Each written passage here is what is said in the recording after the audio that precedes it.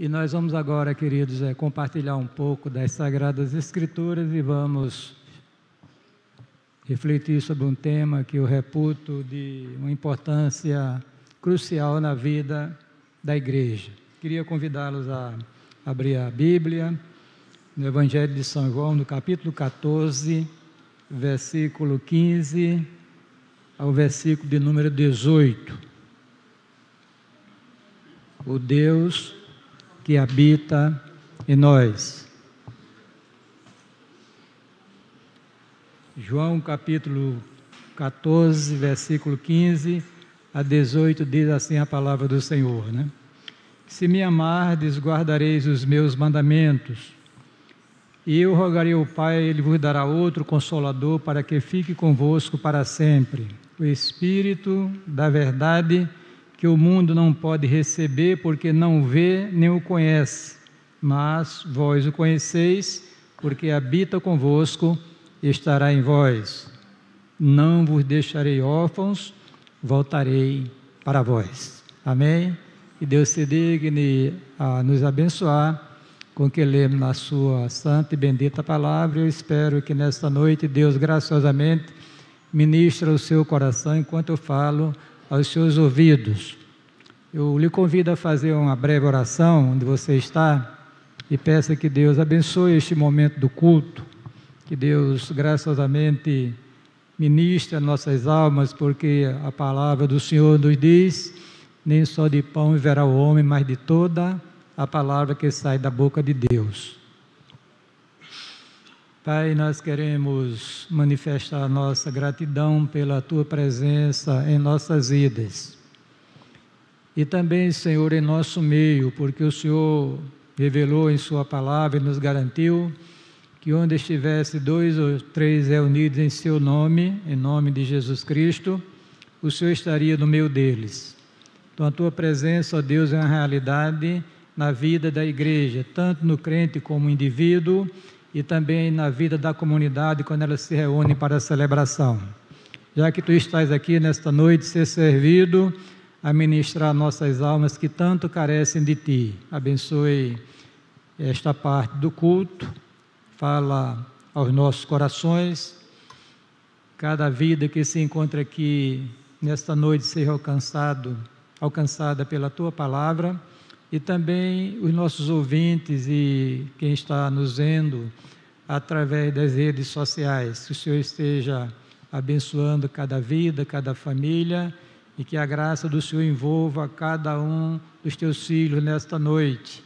Nós oramos, nós suplicamos com gratidão, em nome de Jesus. Amém. Desliga o celular, por favor, preste bem atenção.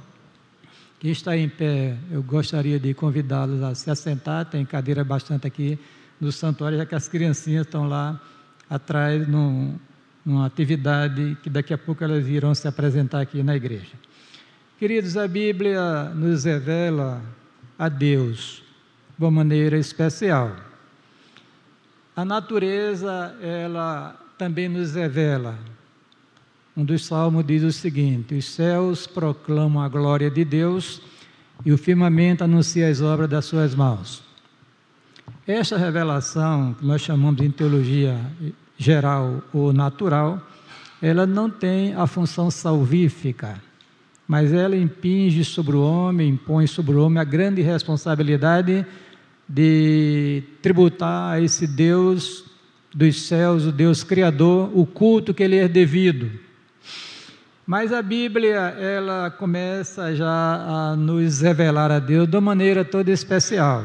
O ser de Deus, o seu caráter, os seus atributos, sobretudo a sua vontade para o homem. E a Bíblia nos apresenta, queridos, a esse Deus como um Deus transcendente, ou seja, que está além da imaginação do homem. Esse Deus que nós não podemos, com a nossa capacidade humana limitada, ter a compreensão dele em toda a sua plenitude. Um dia teremos, quando estivermos lá com ele. E esse Deus, irmãos, que o profeta Isaías, ele disse lá na sua profecia, no capítulo 57, versículo 14 e 15, o seguinte, que fala sobre a transcendência e também sobre a imanência de Deus, né? Tomar uma aguinha, quem está tossindo, quer tomar uma e volta. Vai para ela.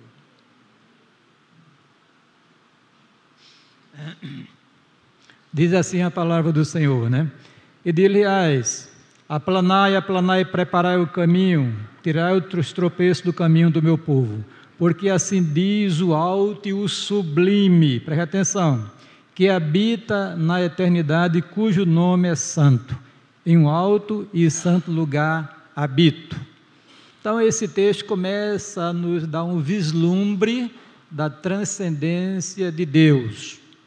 Paulo, pregando no Areópago, ele diz que Deus, ele criou todas as coisas, de um homem só, fez toda a raça humana, e diz que nele nós nos movemos e existimos. Hoje pela manhã, nós dizíamos na classe de homens e mulheres que estavam ali reunidas, excepcionalmente no dia de hoje, por causa das criancinhas que estavam com atividade ali na área de trás, que Deus, ele com a sua onipresença, ele enche todo o universo.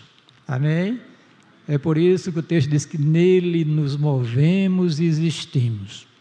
Então essa transcendência de Deus deixa-nos, irmãos, extasiados diante desse ser extraordinário que habita na luz inacessível, que nenhum homem viu nem poderá ver.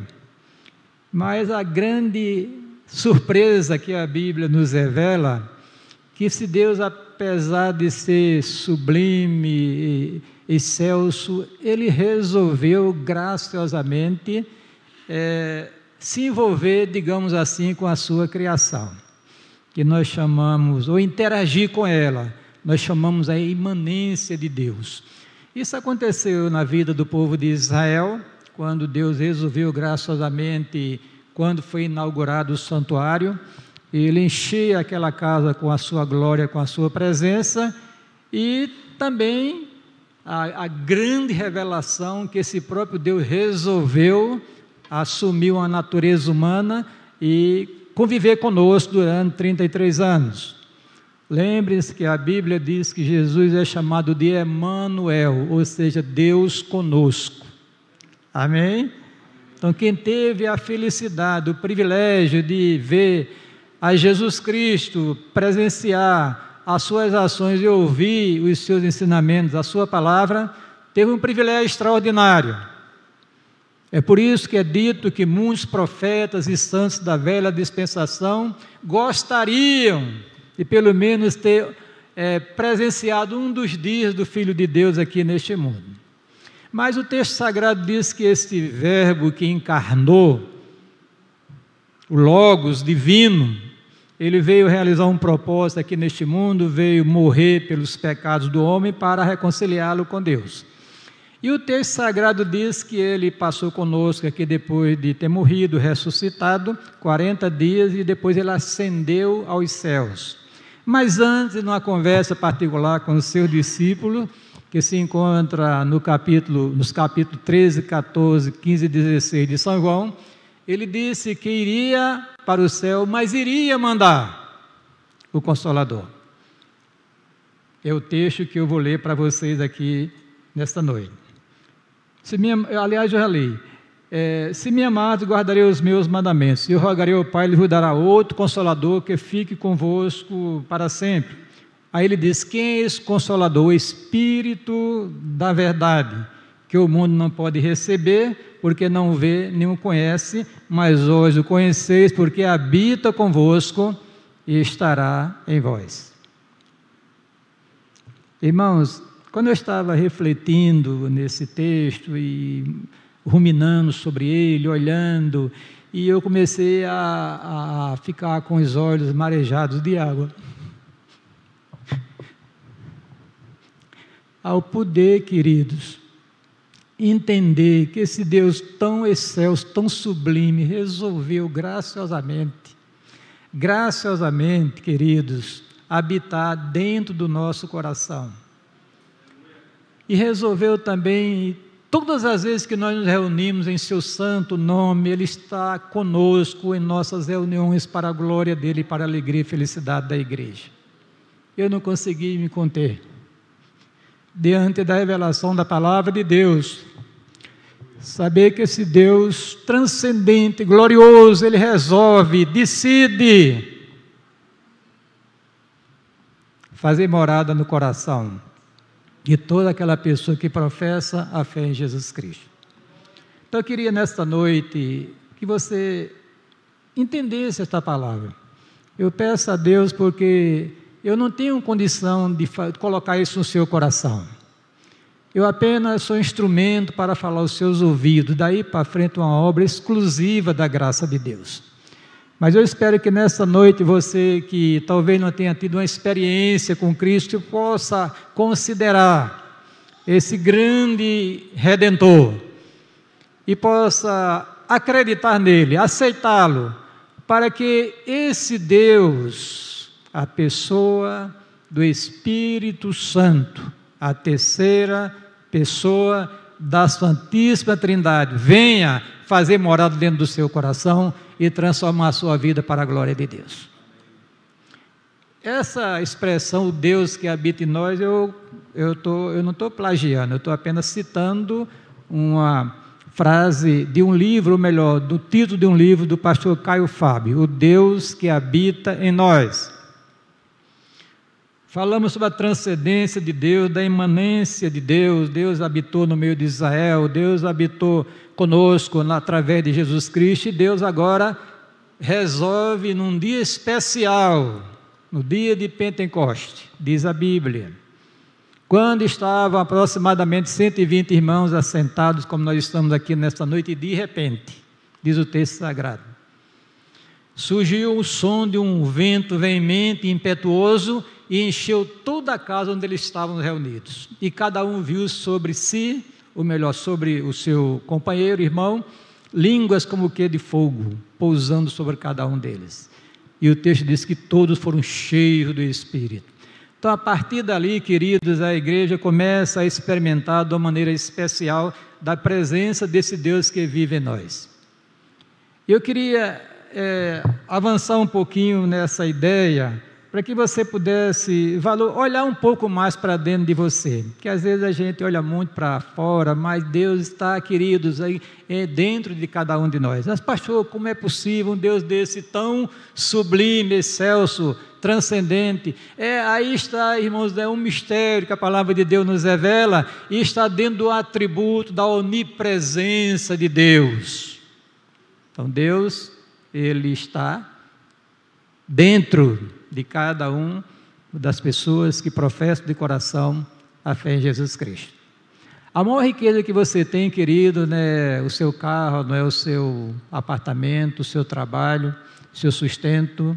A maior riqueza que você tem, que você poderá ter na sua vida, é a presença de Deus dentro do seu coração. Bendito seja Deus por isso. Porque isso vai mudar completamente a sua vida, vai transformá-la, vai mudar a sua natureza, vai implantar em você uma nova vida, vai lhe dar graça abundante para você ver uma vida para a glória de Deus. O homem natural, diz da Bíblia, não pode receber, ou melhor, o mundo não recebe esta graça de Deus, porque não o vê nem o conhece, mas Jesus disse, vós o conheceis, porque Ele habita convosco e estará em vós. Então eu queria, em duas coisas nesta noite, falar sobre essa habitação em nós, através do Espírito, e a sua presença quando nós nos reunimos para a celebração. São duas coisas distintas. Olha, em relação, você poderia saber, mas pastor, quando é que eu recebo esta bênção no meu coração? Jesus responde, e no último dia, o grande dia da festa, Jesus pôs-se em pé e clamou, dizendo, se alguém tem sede, venha a mim e beba. Quem crê em mim, como diz a Escritura, rios de água viva escorrerão do seu ventre. Isto disse ele do Espírito que haviam de receber os que nele crescem. Amém? O Espírito que haveriam de receber os que nele crescem. Então, se você creu, você recebeu o quê? O Espírito Santo de Deus.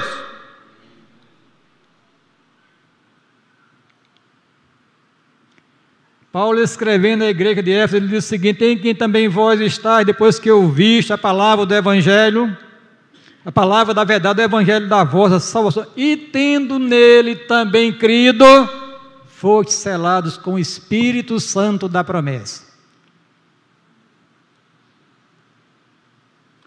o qual é o penhor da nossa herança para a redenção da possessão de Deus, para louvor de sua glória. Escrevendo à igreja de Corinto, Paulo diz o seguinte: porque todos nós somos batizados em um Espírito, formando um corpo, quer judeu, quer grego, quer servo, quer livre, e todos temos bebido de um Espírito. Aí Paulo diz: e porque sois filhos, Deus enviou aos vossos corações o Espírito do seu Filho, que clama: Abba, Pai. Portanto, disse Paulo, escrevendo à igreja de Roma o seguinte, aos romanos: portanto, os que estão na carne não podem agradar a Deus. O homem natural não pode agradar a Deus, porque ele está morto em seus delitos e pecados. Mas aqui vem a bênção para a igreja: vós, porém, não estáis na carne, e sim no Espírito, se é que o Espírito de Deus habita em vós. E agora ele traz uma palavra que me estremece. Diz o seguinte: mas se alguém não tem o Espírito de Cristo, esse tal não é dele. Vou repetir: se alguém não tem o Espírito de Cristo, esse tal não é dele. Não pertence a Jesus, não é salvo, não entrou no reino dos céus, está afastado de Deus, continua morto em seus delitos e pecados, apesar talvez de ser religioso. Aí diz o texto: e se Cristo está em vós, o corpo na verdade está morto por causa do pecado, mas o Espírito vive por causa da justiça. E se o Espírito daquele que dos mortos ressuscitou a Jesus habita em vós, aquele que dos mortos ressuscitou a Jesus também vivificará o vosso corpo mortal pelo seu Espírito que em vós habita. E agora Paulo começa a dizer que o homem crente, a mulher crente é santuário de Deus. Não sabeis vós, disse Paulo escrevendo à igreja de Corinto, que sois o templo de Deus e que o Espírito de Deus habita em vós? Ele diz uma palavra pesada: se alguém destruir o templo de Deus, Deus o destruirá, porque o templo de Deus que sois vós é santo. Ou não sabeis, disse Paulo para essa mesma igreja, no outro capítulo, em outros versículos, o seguinte: ou não sabeis que o nosso corpo é o templo do Espírito Santo que habita em vós, proveniente de Deus, e que não sois de vós mesmos, porque foste comprados por bom preço? Glorificai, pois, a Deus no vosso corpo e no vosso espírito, os quais pertencem a Deus. Ou seja, queridos, quando você tem a felicidade de ouvir o Evangelho, crer em Jesus e aceitá-lo como Salvador e Senhor, o Espírito foi derramado sobre você e a partir daí Deus habita em nós. Bendito seja Deus por isso. Amém? Então, bem mais precioso que você pode ter na sua vida é a presença de Deus, conforme está revelado em sua palavra, na sua vida. Para onde eu for, Deus vai comigo. Bendito seja Deus por isso. Aí deixa eu fazer um parênteses. Será que Deus se agrada para onde você vai, para alguns cantos onde Ele não é glorificado? Palavra com você, não me responda não. Agora, queridos, essa presença de Deus em nossas vidas faz o quê? Então, algumas coisas eu vou comunicar para você nessa noite, para a sua edificação espiritual. Primeiro, ela sela o crente para o dia da redenção. Escrevendo aos Efésios, Paulo diz o seguinte: em quem também vós estáis, depois que ouvistes a palavra, a verdade do Evangelho da vossa salvação, e tendo nele também crido, fostes selados com o Espírito Santo da promessa. Amém? O qual, disse Paulo, é o penhor da nossa herança para a redenção da possessão de Deus, para o louvor da sua glória. O selo que é uma marca de garantia. Deus, ao olhar esses 6 bilhões de pessoas na face da terra, Ele olha de uma maneira especial para aqueles que estão selados pelo Espírito Santo, que é a sua igreja. Bendito seja Deus por isso. Esses selados são guardados por Deus, são cuidados por Deus, são provisionados por Deus. Tudo de bom que você possa imaginar, Deus destina aos eleitos, aos selados, pelo Espírito, que são os crentes em nosso Senhor Jesus Cristo. Irmãos, a igreja de Cristo, ou seja, os cristãos genuínos, queridos, são pessoas especiais dentro do programa divino. São pessoas, eu não diria de outra dimensão, né? Porque nós estamos aí no corpo desta carne, mas no programa divino, nós estamos assentados nos lugares celestiais em Cristo Jesus. Amém. Paulo diz, tudo é vosso, voz de Cristo e Cristo de Deus. Então a igreja é uma instituição que é abençoada por Deus. Goza do cuidado de Deus, da proteção de Deus, das provisões de Deus e dos livramentos de Deus.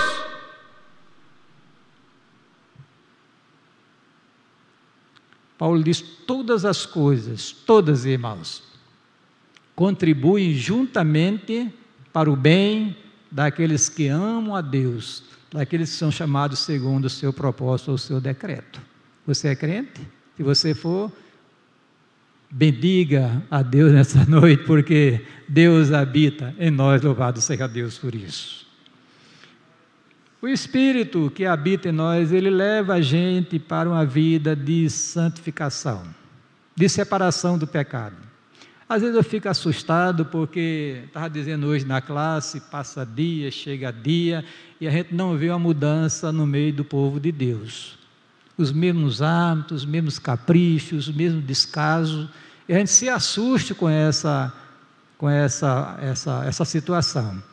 Porque, queridos, a Bíblia diz que a vereda do justo é como a luz da aurora, ela vai brilhando, brilhando, brilhando, até ser dia perfeito. Então, quem realmente nasceu do Espírito, tem o Espírito de Deus, o Espírito leva para uma vida de santificação, ou seja, a separação do pecado em todas as suas manifestações, queridos. O Espírito foi dado à igreja para santificá-la, para prepará-la como uma noiva pura, imaculada, para entregá-la ao noivo celestial que está às portas. Pelo amor de Deus, deixemos-nos levar pelo Espírito para uma vida de santificação. Porque a santificação tem uma parte da soberania de Deus, tem uma parte de sua responsabilidade também. Se não fosse assim, o texto dizia, santificai-vos, o verbo imperativo. Obrigação minha e sua é viver o que nós somos em Jesus Cristo, santos para a glória de Deus. É bom deixar o pecado, porque aquele que encobre as suas transgressões nunca prosperará, mas é quem as confessar e deixar, alcançará de Deus o quê? A misericórdia, louvado seja Deus por isso. Não dá para a igreja viver, irmãos, envolvida com o pecado. E queria lembrar aos irmãos que pecado não é só matar, roubar e adulterar, não. Pecado é qualquer falta de conformidade com a lei de Deus ou a transgressão dessa lei.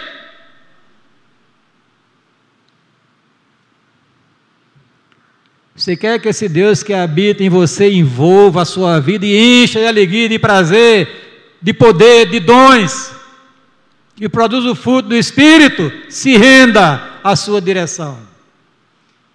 Tiago diz que o Espírito que habita em nós tem ciúmes, irmãos. Quem é que quer dividir a sua esposa ou o seu marido com outra pessoa? Me diga! Você acha que Jesus quer dividir a sua igreja com o diabo? Com o pecado? Não, senhor, não, senhora.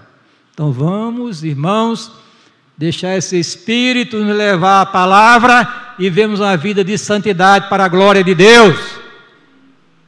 Se quisermos que esse Deus que habita em nós se manifeste com poder. Adúlteros e adúlteras, disse Tiago, não sabeis vós que a amizade deste mundo é inimizade contra Deus? Portanto, qualquer que quiser ser amigo do mundo, constitui-se inimigo de Deus. Então a opção é sua. Eu não quero ser inimigo de Deus. Prefiro cortar as amarras desse mundo para poder me lançar nos braços do Senhor. Bendito seja Deus por isso. Por que Deus não opera mais no meio dessa igreja, trazendo agora para a nossa realidade aqui congregacional? Porque nós não nos santificamos, irmãos. Olha o que Deus disse a Josué: santificai-vos, porque amanhã o Senhor fará maravilha no meio de vós. Não reclamo do pastor, não. Eu não sou o responsável pela sua santificação, não. É você. Cada um cuide de si, tem cuidado de ti mesmo, diz a palavra de Deus. Os obreiros são instados, cuide de você para depois cuidar da igreja. Isso é pastores, presbíteros e diáconos, mestres, profetas, seja lá quem for.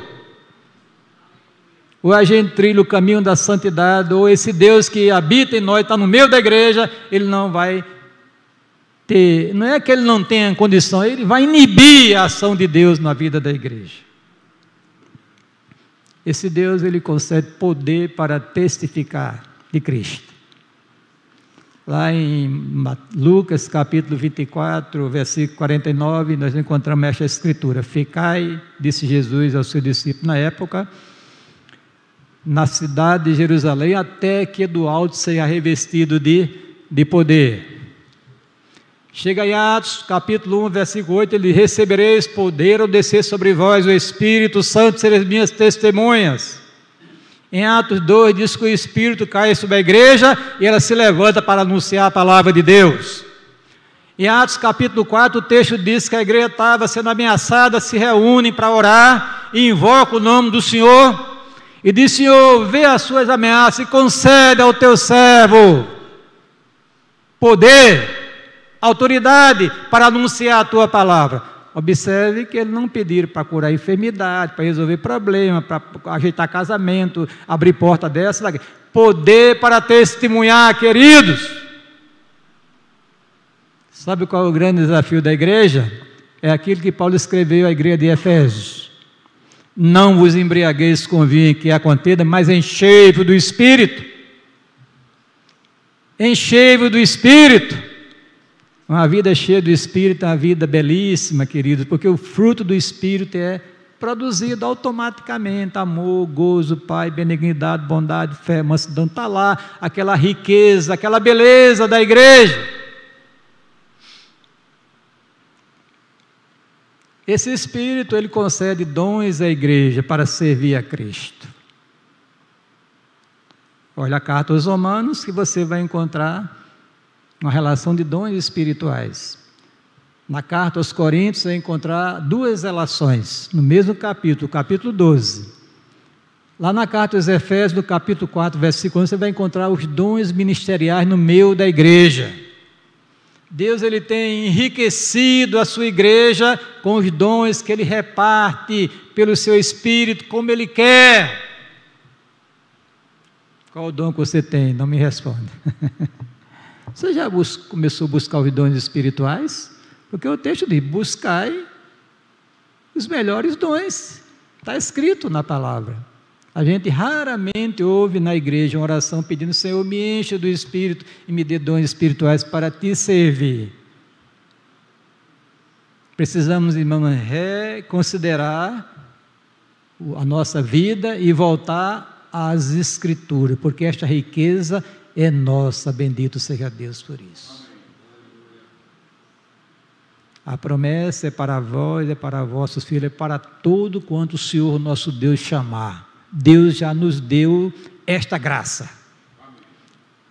Santifique a sua vida, comece a buscar a Deus em oração e você vai ver o que Deus vai fazer aqui nessa igreja, para a glória dele e a alegria sua, e salvação das almas perdidas. Agostinho disse no seu livro de Confissões, ele disse: cuidado para que o mau cheiro do homem velho não afugente as almas de Cristo.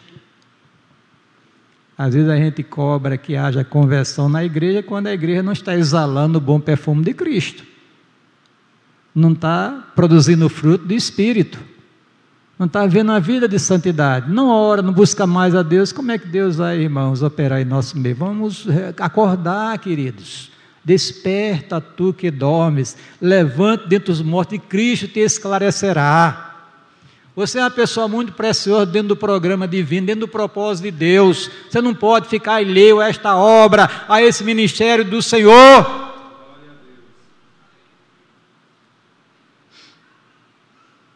Agora deixa eu afunilar para encerrar a mensagem.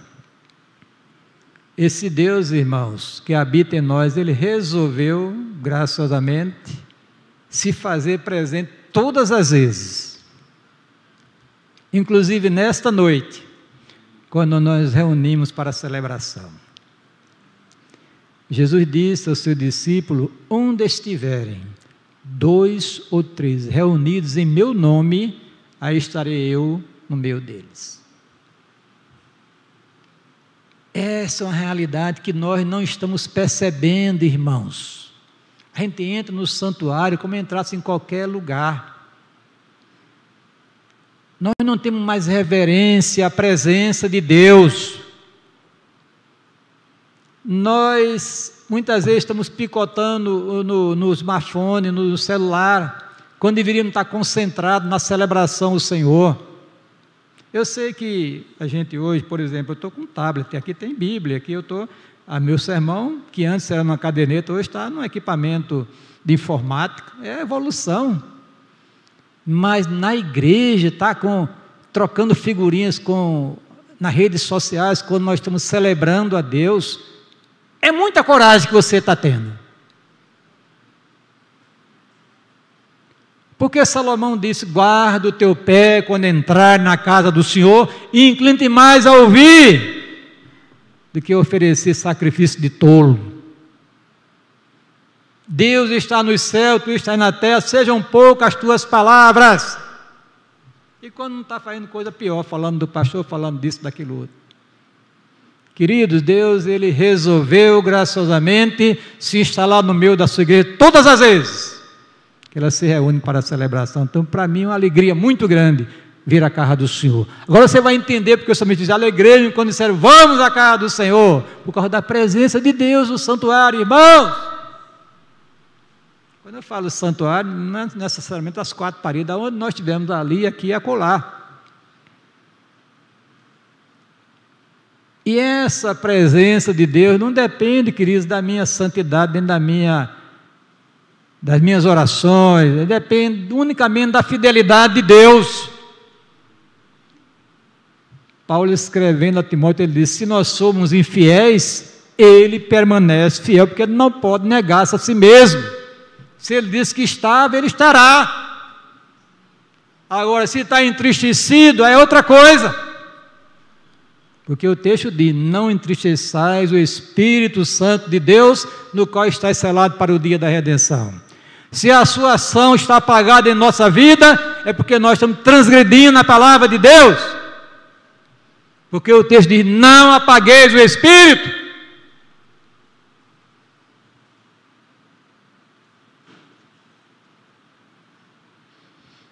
Pelo que tendo recebido um reino que não pode ser abalado, disse o escritor aos Hebreus, no capítulo 12, versos 28 e 29, retenhamos a graça pela qual sirvamos a Deus agradavelmente, com reverência e piedade, porque o nosso Deus é um fogo consumidor.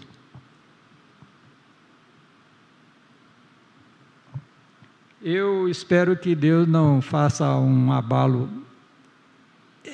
O pastor sempre deseja uma manifestação dele, mas também tem um certo temor.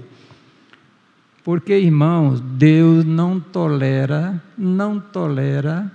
a maldade, o pecado, a mentira e uma série de coisas que nós cometemos, irmãos.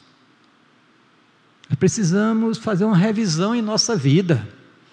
Fazer como o me diz: expurga-me, ó Deus, dos pecados que me são ocultos.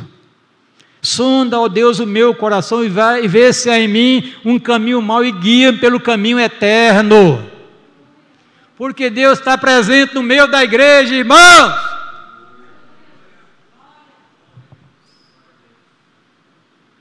Vocês conhecem a história da Ananias e Safira? Pegaram na hora do ofertório e mentiram ao Senhor. Foram fulminados, irmão, no culto, no meio do culto. Primeiro o marido, depois a mulher. Uma ação de juízo de Deus. Eu coloquei um quadro na rede social que Deus permite. Eu disse, eu tenho uma forte impressão que Deus vai acochar a igreja brasileira. Vai apertar, porque ela está comprometida com o mundo. Comprometida com o mundo. E às vezes Deus usa esse expediente, dá um acocho, para a gente se consertar. Antes de ser afligido, diz o salmista, andava errado, mas agora guarda a tua palavra. Será que Deus vai ter que matar alguém aqui na igreja à noite, no culto, para a gente ter temor a Deus, ter reverência a Deus, a sua presença? Queridos, é coisa séria. Nós estamos lidando com Deus vivo. Não estamos adorando, não é energia impessoal que você bota equipamento, liga a chave. Não é, é um Deus vivo. É um ser pessoal que tem vontade, inteligência, emoções, que sente, que ausculta a minha alma e a sua alma também, irmãos. Vê-se em mim, disse Davi, um caminho mau, e guia-me, Senhor, pelo caminho eterno. Nós somos miseráveis pecadores, alcançados pela graça, temos o privilégio de ser santuário do Espírito Santo de Deus. Vamos, irmãos, pelo menos facilitar esse Deus que habita em nós, operar livremente no meio de em nossa vida, através dela e no meio da igreja. Louvado seja Deus por isso. Diz a Bíblia, em cada alma havia temor, essa igreja primitiva, e muitas maravilhas e sinais faziam pelos apóstolos. Assim, pois, a igreja em toda a Judéia, Galiléia e Samaria tinha paz, e eram edificados e se multiplicavam, andando no temor do Senhor e na consolação do Espírito Santo de Deus. Temer a Deus não é ter medo de Deus, é ter respeito, reverência. Eu estou assistindo uma série na Netflix sobre o Império Otomano, os turcos, e é islamita, é o Islã. Mas eu fiquei assim, observando a reverência, o respeito que eles têm pelos deuses deles. Quando fala em nome do profeta, bota a mão no peito, aqui, né? Onde é aqui? Né? Aqui. Quando fala em nome de Alá, eles reverenciam, e a gente, o Islã, o Deus dele, nós temos, o nosso Deus é o de Yahvé, é Jesus, é o Espírito de Deus, é a Santíssima Trindade, é o Deus que a Bíblia revela, o Deus verdadeiro. Então precisamos, irmãos, reconsiderar essas verdades que a palavra de Deus nos revela.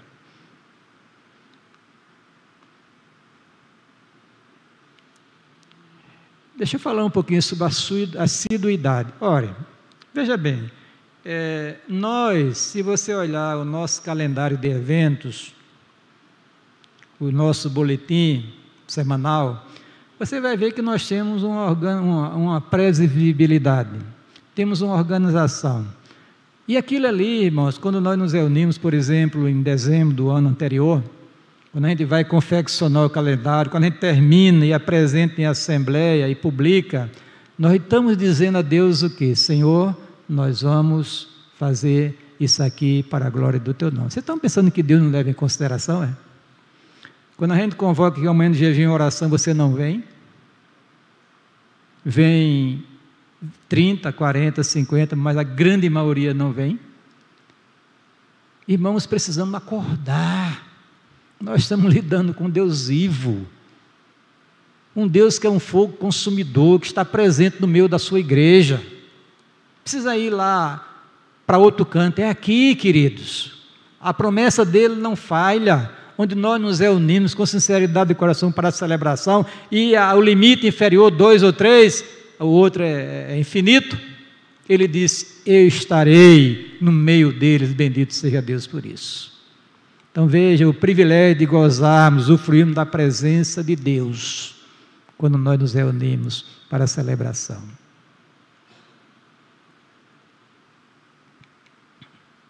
e estavam sempre no templo louvando e bendizendo a Deus.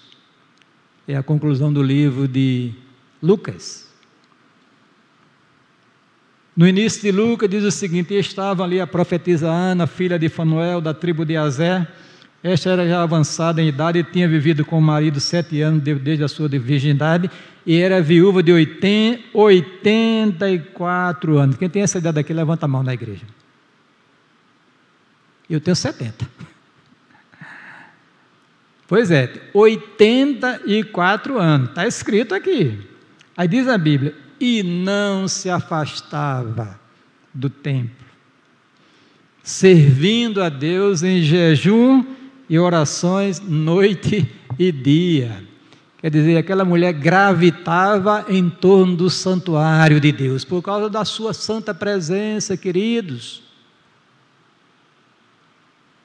E perseverando unânime todos os dias no templo, e partindo pão em casa, comia juntos com alegria e singeleza de coração, louvando a Deus e caindo na graça de todo o povo, e todos os dias acrescentava o Senhor à igreja aqueles que se haviam de salvar. Aí você vem para uma reunião, a outra não vem, porque já cumpriu a sua obrigação diante de Deus. Misericórdia, irmão. Eu sei que a gente não pode, eu não vou exigir, porque não tem essa competência, cada um é responsável por si mesmo, mas aproveite os cultos da igreja na medida do possível. Não seja crente de mês e mês, de quinzenal, ou só no final, no dia de domingo, e olhe lá, que às vezes nem consegue ficar no santuário para participar do culto. Como é que a gente pode crescer na vida espiritual? Por que você não vem orar a Deus, buscar a sua presença? Para os irmãos refletirem. Queridos, o que eu falei aqui é uma realidade da presença de Deus na sua vida como cristão genuíno, está aí. Amém? Não precisa correr para lugar nenhum, não. Deus está aí, você. Ele é adorado aí no seu coração. Seu coração é santuário do Espírito. É aí que você deve adorar a Deus. E Ele também está presente quando nós nos reunimos para a celebração, para o culto, para exaltar ao Deus Altíssimo, ao Deus que por nós tudo executa. Deus te abençoe, viu? Que dê graça. Uma das maiores dádivas de Deus para a igreja é a sua presença em nossas vidas e entre nós, quando nos reunimos para a celebração através do Espírito Santo. O nosso corpo, antes servo do pecado, a partir da conversão a Cristo, passou a ser santuário do Espírito de Deus. As nossas reuniões são preciosas por causa da presença de Deus. Eu vou para aquele culto porque ali tem um cantor famoso no Brasil. Eu vou ali porque ali tem uma banda famosa, uma cantora famosa.